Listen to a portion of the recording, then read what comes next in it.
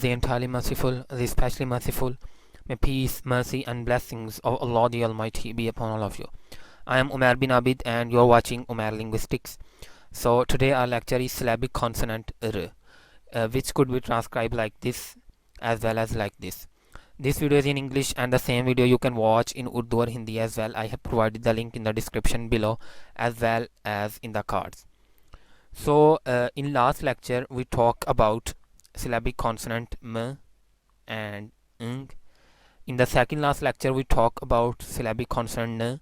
In the third last lecture we talk about syllabic consonant l, and in the fourth last lecture we talk about introduction to syllabic consonant.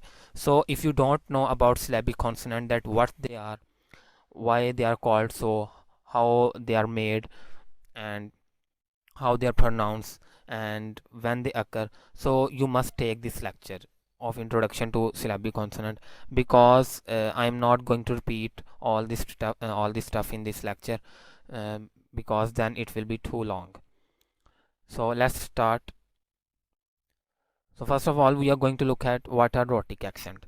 So rhotic accents are those in which R is always pronounced, whether it is in post-vocalic position or whether it is in pre-vocalic position. For example, like American accent. So American accent is completely rhotic. Let me just give you an example. For example, I have this word first. So in non-rhotic accent or in RP accent, first is transcribed and pronounced like first. R is completely you can say skipped in such situation, because after R there is a consonant sound. But in rhotic accent or American accent, R is always pronounced and it is transcribed like this: first. So this is the difference between rhotic and non-rhotic accent. In rhotic accent, R is always pronounced, whether it is in any position, it is at any position. On the other hand, in non-rhotic accent, R is not pronounced unless after R we have a vowel sound. And even in such case, in non-rhotic accent, sometimes they skip R. So now let's have a few examples of syllabic R in rhotic accent. So the first example is particular. So mostly if we pronounce this word very carefully and very slowly, so a shaw would be added to this word and it would be like particular. So in this case a shaw is added, a shaw is pronounced, the proper length of shaw has been pronounced. So in this case R would no more be syllabic. But in most of the cases in fluent speech, R is syllabic in such cases and it would be like particular. Similar is the example of perhaps. Once again, if I tell you in a gist that why shaw is not here, and we have a small dot just below R to show that it is syllabic R. So what happens when a consonant become syllabic consonant? So actually each phoneme, each sound has a proper length, has a proper duration. So when I say particular,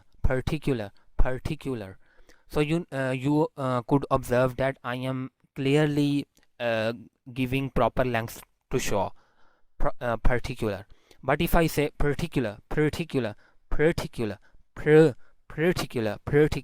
so here you can see that I am not giving proper length to show, but a small amount, a very small amount, and that very small amount has been shifted to this R, due to which it has become a syllabic R or a syllabic consonant. And why it is called syllabic consonant? Because a syllabic consonant by itself could make a syllable.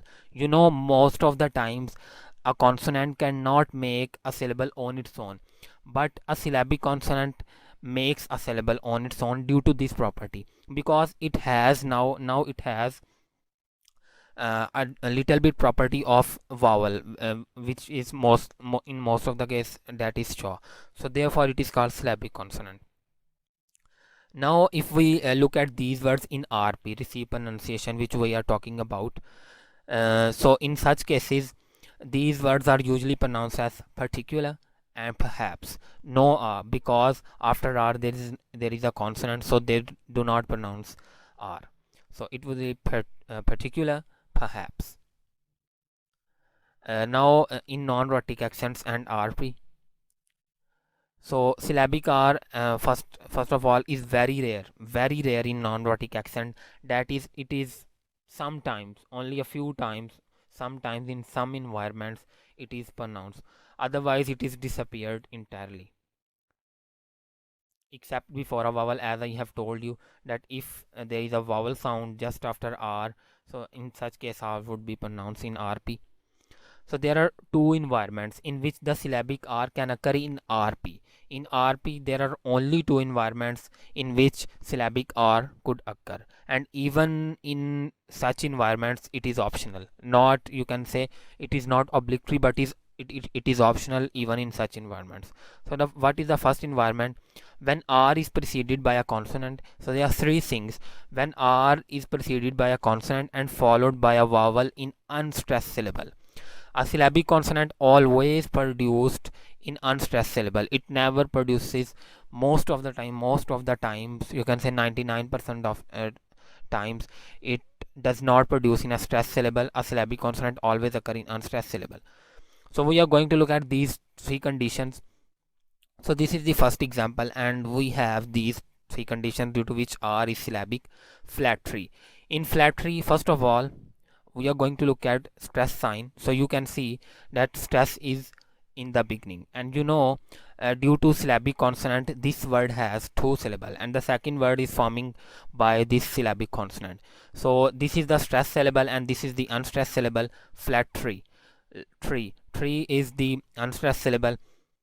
So first condition has been met, and the second condition is that preceded by one consonant. So before R, we can see here we have one consonant and it should be followed by a vowel, and we can see after R there is a vowel. So the conditions are meeting, so therefore in this case R has become syllabic. In the second example, we have the same conditions available. Watering. Even in watering, we have a consonant just before R, and we have a vowel E just after R, and the first syllable is stressed syllable, and the second syllable, which is starting from syllabic consonant, it is unstressed syllable. So the conditions are meeting, and this is syllabic R. But even in such cases, as we have already talked about, that however it is usually interchangeable with R. That is, sometimes we put a shaw between th and r, due to which R becomes non-syllabic, and then it would be pronounced like flattery, and watering, if R, syllabic R, is replaced by shaw plus R. In the second environment, when the syllabic R is preceded by two or more consonant. Now we have that is, we can say, if R is preceded by a consonant cluster. In simple way, if R is preceded by a consonant cluster, that is two or more consonant, and once again followed by a vowel in unstressed syllable, once again it would be syllabic. So let's look history. In history, we have two consonant, s and th, just before R, and we have a vowel just after the R. So once again R would be syllabic, so it will be history. In the second example, we have wanderer, and once again we have two consonant, n and d, just before R. So once again, and a vowel just after the R. So once again it would be syllabic R. Here the syllabic consonant R is interchangeable with non-syllabic R without shaw. So sometimes what happen, let me give you an example. the example of this, that syllabic R in these environments sometimes replaced by non-syllabic R. So non-syllabic R which has not the property of syllabic R.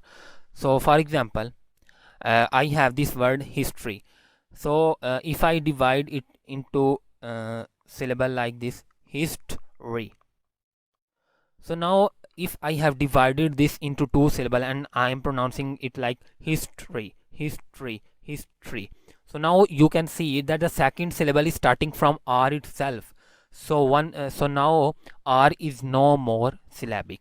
Now R is non-syllabic here because the second syllable itself is starting from R, and we have history. But if I pronounce it like history, history, history, history, history, and I am pronouncing a very small amount of shaw, sometimes to show, to transcribe syllabic consonant, we add a small shaw just above the consonant, syllabic consonant, to show that it has a small length. So if I say history, history, history, history, so now R is syllabic. But if I say history, history, so then R would be non-syllabic. So these words will be then like history and wanderer.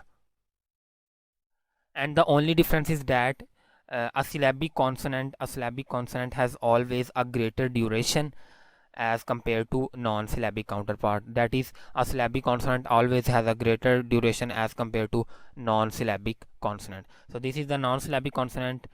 It would not have as much duration as this syllabic consonant R would have. So this is all about today's lecture. I hope you would have understood it. And here we have talked about all the syllabic consonants and its introduction as well. So now syllabic consonants has been ended, and inshallah after some break we will talk about stress versus unstressed syllable versus strong, stress and unstressed syllable versus strong and weak syllable. So if you have understood this lecture, so you may like this video, you may subscribe my channel, and don't forget to give your feedback. Remember in your prayers. Jazakallah khairan, and thank you.